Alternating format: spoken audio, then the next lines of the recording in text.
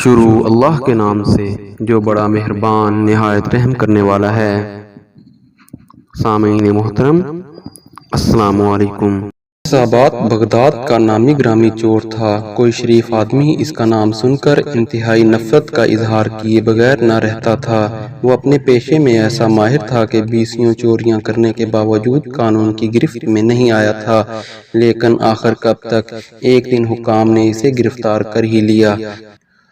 قانون وقت کے مطابق اس کا ایک ہاتھ کاٹ ڈالا گیا اور پھر اس کو ایک ناقابل اصلاح مجرم قرار دے کر مدت العمر کے لیے قید خانہ میں بھیج دیا گیا۔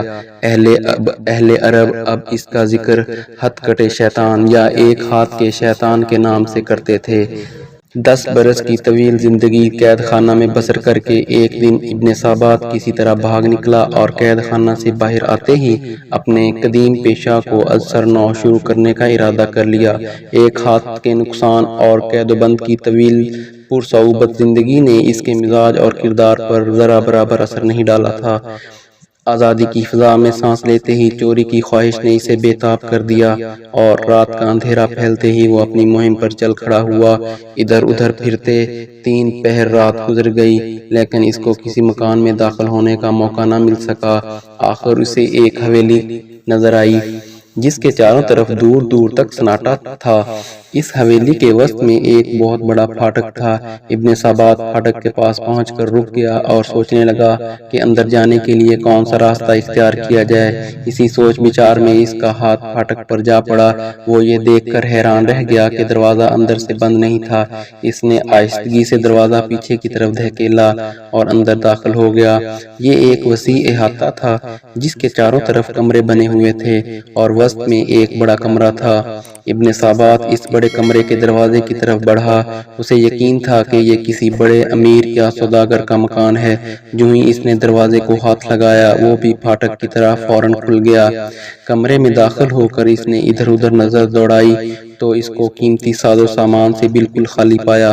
ایک طرف کھجور کے پتوں کی پرانی چٹائی بچھی ہوئی تھی، اس کے قریب چمڑے کا ایک تکیہ اور بھیڑ کے کھال کی چند ٹوپیاں پڑی تھیں۔ ایک گوشہ میں پشینہ کے موٹے کپڑے کے چند تھان بکھرے پڑے تھے۔ ابن سابات ایسے معمولی سامان کو دیکھ کر جھلا اٹھا اور مکان کے مالک کو بے تحاشا گالیاں دینے لگا۔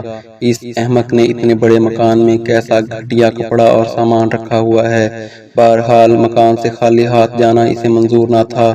اس نے پشینہ کے تھانوں کی ایک گٹھڑی بنائی اور اس کو باندھنے کی کوشش کرنے لگا، لیکن ہزار جتن کے باوجود ایک ہاتھ سے صوف کے موٹے کپڑے کو گرا نہ لگا سکا اور ہانپتا ہوا بیٹھ گیا۔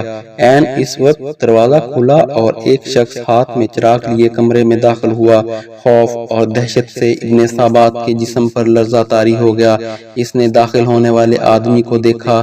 اس کا دراز قد، کمر خمیدہ اور جسم انتہائی نحیف تھا، جس پر ہلکے رنگ کی ایک لمبی قبا تھی اور سر پر بھیڑ کی کھال کی کشادہ سیاہ ٹوپی تھی۔ اس قدر نحیف و نزار ہونے کے باوجود اس شخص کے چہرے پر عجیب طرح کا اطمینان اور نور تھا۔ اس کی آنکھوں میں ایسی چمک تھی جس سے کوئی دوسرا شخص اثر پذیر ہوئے بغیر نہیں رہ سکتا تھا۔ اس نے کمرے میں داخل ہو کر چراغ ایک طرف رکھ دیا اور انتہائی شیریں آواز میں ابن سابات سے مخاطب ہو کر کہا، میرے بھائی، خدا تم پر رحم کرے، یہ کام روشنی اور کسی ساتھی کی مدد کے بغیر انجام نہیں پا سکتا۔ دیکھو یہ چراغ روشن ہے اور تمہاری مدد کے لیے میں حاضر ہوں۔ اب ہم دونوں یہ کام اطمینان کے ساتھ کر لیں گے۔ ابن سابات حیرت سے اجنبی کے منہ کی طرف تک رہا تھا اور اس کی سمجھ میں نہیں آ رہا تھا کہ یہ کیا معاملہ ہے۔ اتنے میں اجنبی نے تھانوں کو 2 حصوں میں تقسیم کر دیا اور پھر ان کی الگ الگ 2 گٹھڑیاں باندھ لیں۔ پھر اچانک اسے خیال آیا اور اس نے ابن سابات سے مخاطب ہو کر کہا، میرے بھائی، مجھے معاف کرنا، مجھے خیال ہی نہیں تھا کہ ایسا تھکا دینے والا کام کر کے تمہیں بھوک لگ رہی ہوگی۔ میں ابھی تمہارے لیے گرم گرم دودھ لاتا ہوں، اسے پی کر تم تازہ دم ہو جاؤ گے۔ یہ کہہ کر اجنبی کمرے سے باہر نکل گیا اور ابن سابات عالم تحیر میں کھو گیا۔ یکایک اسے خیال آیا اور اس نے ماتھے پر ہاتھ مار کر کہا، میں بھی کیسا احمق ہوں، اتنا بھی نہ سمجھ سکا کہ یہ کوئی میرا ہی ہم پیشہ ہے۔ اتفاق سے آج ہم دونوں اس مکان میں جمع ہو گئے ہیں۔ یہ گھر کا بھیدی معلوم ہوتا ہے۔ اسے معلوم تھا کہ آج یہ مکان رہنے والوں سے خالی ہے، اسی لیے وہ روشنی کا سامان لے کر آیا۔ جب اس نے دیکھا کہ میں پہلے سے پہنچا ہوا ہوں تو اس سامان میں سے آدھے کا حقدار بننے کے لیے میرا ساتھ دینے پر آمادہ ہو گیا۔ وہ یہی سوچ رہا تھا کہ اجنبی ہاتھ میں دودھ کا پیالہ لیے پھر کمرے میں داخل ہوا اور یہ کہہ کر پیالہ ابن سابات کے ہاتھ میں پکڑا دیا کہ اسے پی لو، یہ تمہاری بھوک اور تھکان کو دور کر دے گا۔ ابن سابات کو فی الواقع سخت بھوک لگ رہی تھی۔ اس نے آنن فانن دودھ کا پیالہ خالی کر دیا اور پھر کڑک کر اجنبی سے کہا، دیکھو میں تم سے پہلے پہنچ گیا تھا، اس لیے ہمارے پیشہ کے اصول کے مطابق تمہارا اس مال پر مطلق کوئی حق نہیں، تاہم تم نے مال سمیٹنے میں جس مستعدی کا ثبوت دیا ہے اس کے پیش نظر میں تمہیں تھوڑا بہت مال دے دوں گا۔ چلو اب گٹھڑیاں اٹھائیں اور چلیں۔ ابن سابات کے جواب میں اجنبی مسکرایا اور پھر شفقت آمیز لہجے میں کہا، میرے بھائی تم میرے حصے کا خیال کر کے کیوں اپنا دل میلا کرتے ہو؟ میں تم سے کسی چیز کا مطالبہ نہیں کروں گا، تمہارا ایک ہاتھ ہے، یہ چھوٹی گٹھڑی تم اٹھا لو اور بڑی گٹھڑی میں اٹھا لیتا ہوں، جہاں تم کہہ دو میں پہنچا دوں گا۔ ابن سابات نے کہا، بس ٹھیک ہے، تمہیں مجھ سے بہتر سردار سارے ملک میں نہیں مل سکتا، میں یہ چھوٹی گٹھڑی اٹھا لیتا ہوں اور تم بڑی گٹھڑی اٹھا کر میرے آگے آگے چلو۔ نحیف الجثہ اجنبی نے پورا زور لگا کر بڑی گٹھڑی کمر پر لا دی۔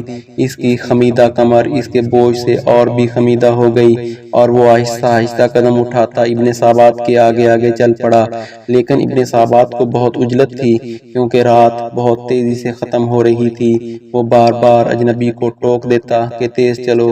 اجنبی کئی بار ٹھوکر کھا کر گر پڑا، لیکن پھر اٹھ کھڑا ہوا اور ہانپتا کانپتا پھر تیز تیز قدم اٹھانے لگا۔ ایک جگہ چڑھائی تھی، اجنبی کو بھاری بوجھ کی وجہ سے سخت مشکل پیش آئی اور وہ ایک جگہ بے اختیار گر پڑا۔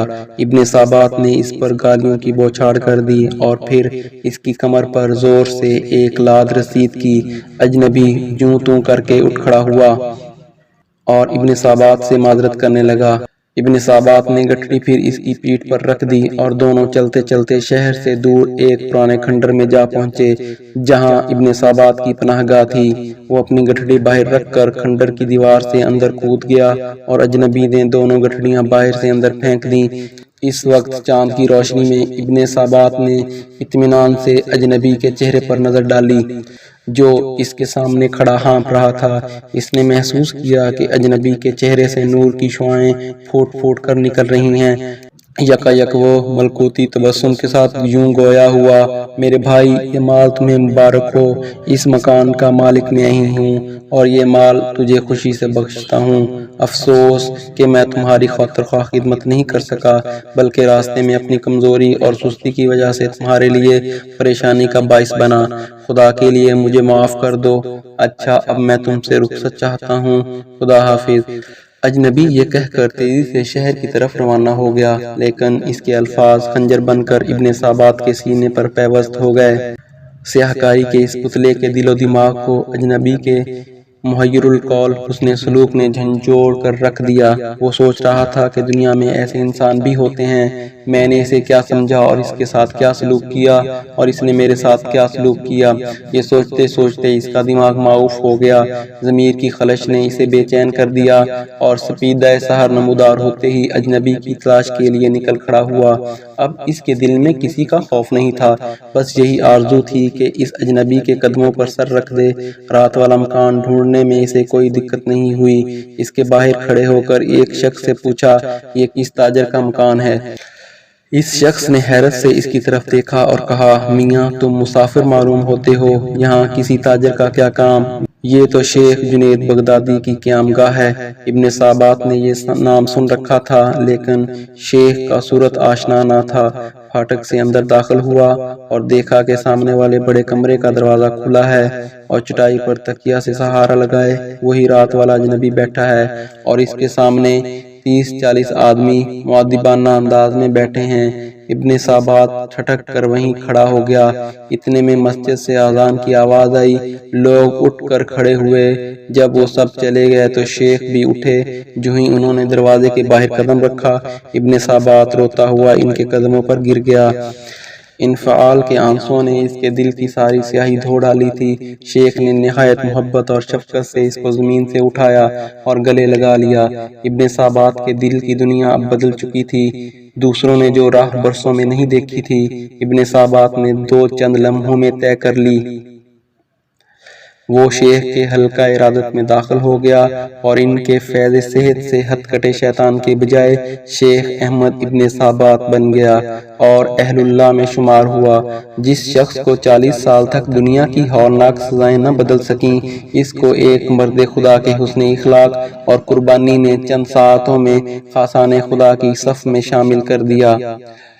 اندازہ کیجئے کہ اچھے اخلاق اپنے اندر کس قدر طاقت رکھتے ہیں۔ جسے تلوار کی طاقت مسخر نہ کر سکے، اسے اچھے اخلاق مسخر کر لیتے ہیں۔ چنانچہ اس واقعہ سے ہمیں یہ سبق ملا کہ ہر حال میں اپنے اچھے اخلاق رکھیں، بے شک اسی میں ہماری فلاح ہے۔ دعا ہے اللہ تعالی ہم سب کو عمل کرنے کی توفیق عطا فرمائے۔ اللہ تعالی ہماری سب پریشانیوں کو دور فرمائے۔ اللہ تعالی ہماری جائز خواہشات کو پورا فرمائے۔ آمین یا رب العالمین۔